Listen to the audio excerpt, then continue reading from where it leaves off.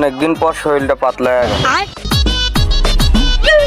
ও কিটারে খুঁজিয়ে দাদা চল মনে হচ্ছে যে যাই একটু আইগো যা দেখে আসি।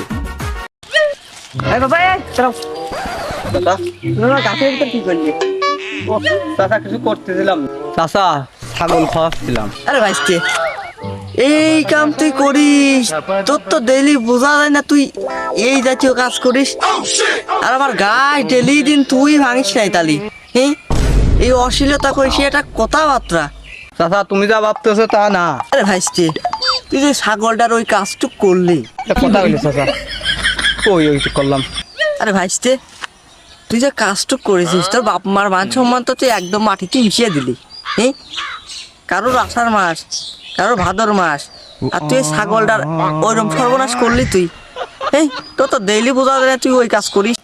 আমার মাফ করে দেন হুজুর, আমার ভুল হয়ে গেছে। তুই যে কাজটুক করছিস ভাইস্তে তোর তো মাফ করা যায় না।